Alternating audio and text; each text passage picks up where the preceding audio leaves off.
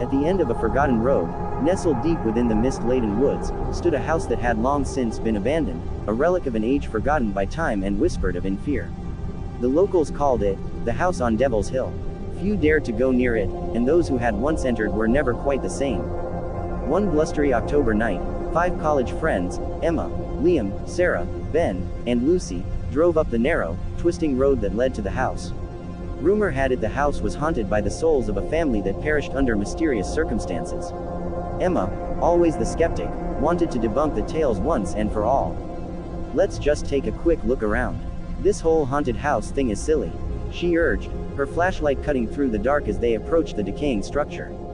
The house was imposing, its darkened windows staring back like the hollow eyes of a skull, and vines twisted around its pillars, clinging tightly as though holding it together. Ben hesitated, his gaze fixed on the house. "Maybe this isn't such a great idea."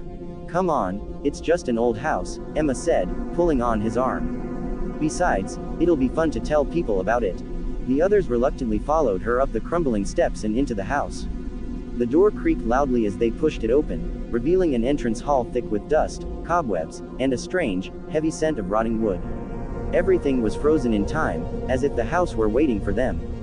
As they moved deeper into the house, strange things began to happen. At first, it was small things, a flickering light here, a chill there. But then the sounds began. A low, guttural whisper echoed through the halls, as if someone, or something, was speaking, but the words were indecipherable. Shadows flitted across the walls, and no matter how much they swung their flashlights around, they could never quite see what was causing them. Liam laughed nervously. "Okay, good prank, whoever's doing it.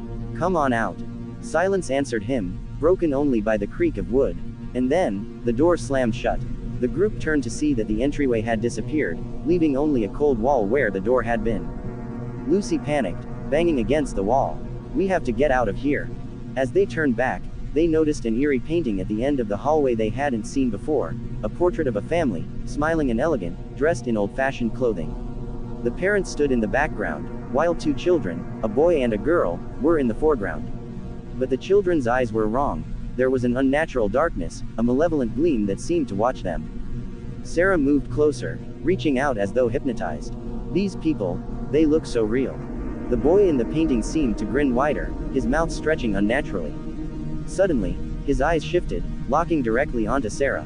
She screamed and staggered back, her hand covering her mouth as the others gasped. The painting was changing before their eyes, the figures began to distort, their faces elongating and twisting into hideous grins. Dark red stains spread across their clothes as if blood were seeping through the canvas. Ben turned away, grabbing Emma's arm. "We need to go now." They moved deeper into the house, frantically searching for a way out. But no matter where they went, the rooms changed behind them, twisting and reshaping to trap them. Emma began to realize that the house was not merely haunted, it was alive, and it wanted them there. They stumbled into a room that was completely empty, save for a single, ornate mirror in the corner. When they approached it, they saw not their reflections, but a vision of the house's past, a family seated at a dining table, laughing and eating.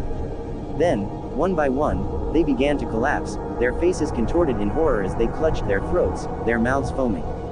"Poison," Liam whispered. They were poisoned. The mirror flashed, and now, instead of the family, the friends saw themselves seated at the same table.